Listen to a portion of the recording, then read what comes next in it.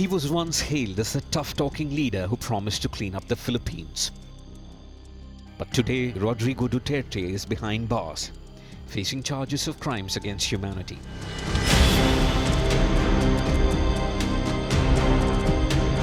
Before he became the president, Duterte ruled the city of Davao with iron fist. His nickname was called the Punisher. He boasted of running a death squad eliminating drug dealers and criminals without trials. And in 2016, he took this brutal war nationwide as the country's newly elected president.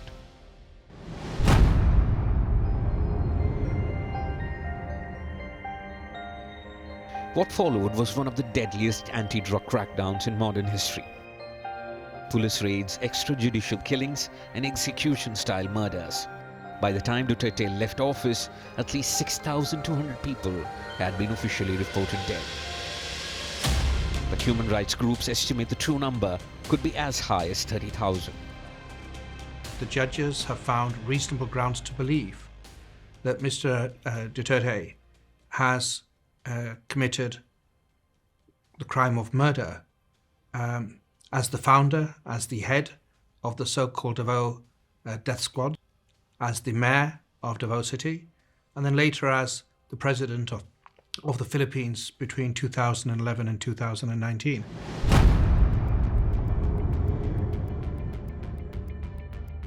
Many victims were young, poor, and unarmed. Their bodies were dumped in alleys, creeks, and slums. Among them was 17-year-old Kian de los Santos, seen on CCTV pleading for his life before being executed by police. Human rights groups later exposed that many death certificates falsely listed natural causes for people with bullet wounds to their heads.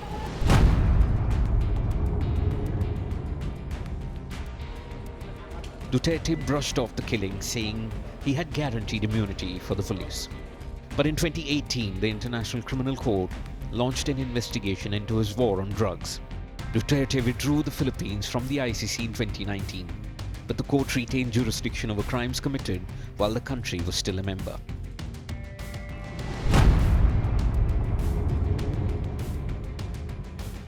On March 12, 2025, Duterte was arrested in Manila and was swiftly flown to The Hague. His plane made a stopover in Dubai where he recorded this message for his supporters. Okay ako. Do not worry. And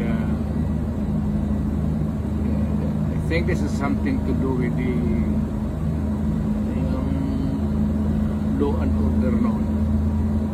At sinasabi ko naman sa mga pulis at military na trabaho kayo at ako ang managot. So ito na nga, for all of the whatever happened in the past, ako na yung nag-front sa ating law enforcement pati military. Sinabi ko na I will protect you and I will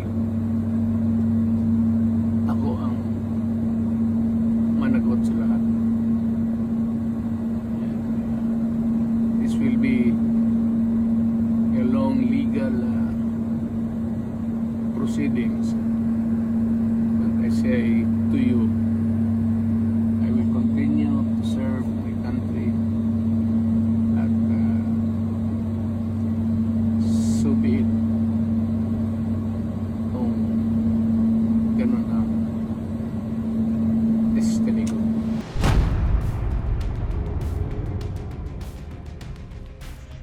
While rights groups hail his arrest as justice for thousands of victims, Duterte's loyalists call it a political move by his rivals. The Marcos administration, once an ally, distanced itself from him, complying with the ICC warrant and handing him over to the authorities. For many, his trial will be a defining moment for accountability in the Philippines. Rodrigo Duterte, the man who vowed to kill criminals, now stands accused of being one himself.